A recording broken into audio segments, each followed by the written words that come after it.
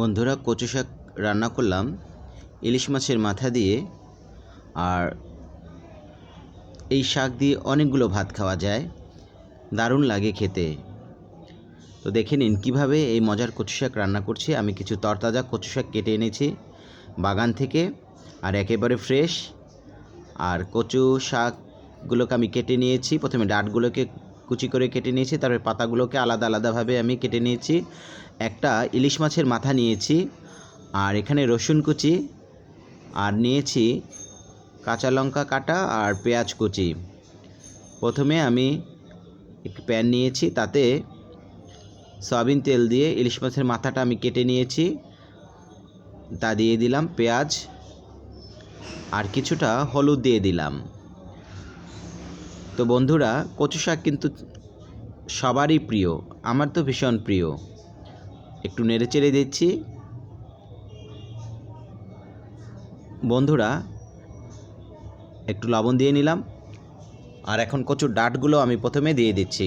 আর ডাঁটগুলো কিন্তু আমি আঁশ সহকারেই দিয়ে দিয়েছি, ছোট ছোট টুকরো করে ধুয়ে পরিষ্কার করে। অল্প একটু জল দিয়ে নিলাম, প্রথমে আমি সিদ্ধ করে নিব। আর এখানে রসুন কুচি দিয়ে দিলাম, পেঁয়াজ কুচি, কাঁচামরিচ, একটু নেড়েচেড়ে দিয়ে আমি ঢেকে দিব। কিছুটা সময় আমি ভাপ দিয়ে নিব। ভাপ দেওয়া হয়ে গেছে, দেখতেই পাচ্ছেন অনেকটা মজে গেছে কচুর ডাঁট। তো বন্ধুরা, এই কচু কিন্তু অনেক উপকারী, অর্থাৎ এই কচু শাকে প্রচুর পরিমাণে ভিটামিন এ রয়েছে, আর এ রাতকানা রোগ দূর করে। এখন আমি পাতাগুলো দিয়ে দিচ্ছি।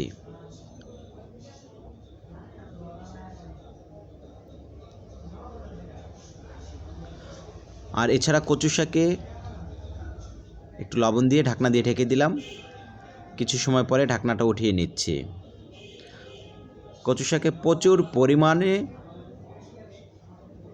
খাদ্য শক্তি আছে, চর্বি, শর্করা, খনিজ পদার্থ, ক্যালসিয়াম ও লৌহ বেশি থাকে।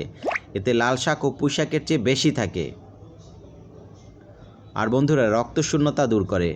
গর্ভাবস্থায় কিন্তু চিকিৎসকরা বলে থাকেন যে আপনারা বেশি করে কচু শাক খান, কারণ কচু শাকে প্রচুর আয়রন রয়েছে। লৌহ পাওয়ার জন্য বেশি করে কচু শাক খাওয়ার পরামর্শ সবসময় ডাক্তাররা দিয়ে থাকেন। বন্ধুরা, আমার ওটা সিদ্ধ করা হয়ে গেছে। এখন আমি কড়াইয়ে তেল দিলাম, একটু ফোড়ন দিয়ে নিব। আর শুকনো লঙ্কা দিয়েছি কেটে, একটা তেজপাতা। যেহেতু আগে আমি তেল দিয়েছি তাই কম তেলই দিলাম। পেঁয়াজ কুচি আর রসুন কুচি একটু ভেজে নিব। তো বন্ধুরা, এজন্য বেশি করে কচু শাক খেতে হবে। যাদের রক্ত স্বল্পতা আছে তাদের কিন্তু কচু শাক বেশি করে খেতে হবে। আর আমি কিছুটা সময় ভেজে নিলাম একটু লালচে করে।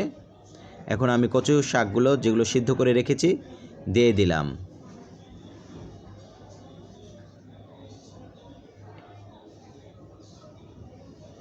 এখন আমি নেড়ে চেড়ে কিছুটা সময় চুলায় রেখে তারপরে আমি নামিয়ে নিব। তো বন্ধুরা, কচু শাক সহজেই কিন্তু পাওয়া যায়, বাজারে কিনতে পাওয়া যায়, বন জঙ্গলে পাওয়া যায়, রাস্তার আশেপাশেও পাওয়া যায়। এই যে দেখুন, হয়ে গেছে, কতটা সুন্দর লাগছে। এখনও কিন্তু সবুজ রয়েছে। তো আমি নামিয়ে নিচ্ছি। এই কচু শাকগুলো দিয়ে অনেক ভাত খাওয়া যায়। দেখুন বন্ধুরা, কতটা সুন্দর সবুজ রয়েছে, দেখতে কতটা লোভনীয় হয়েছে। আপনারা একবার হলো এভাবে ট্রাই করেন, আশা করি আপনাদের ভালো লাগবে। আপনাদেরকে অনেক ধন্যবাদ আমার সাথে থাকার জন্য।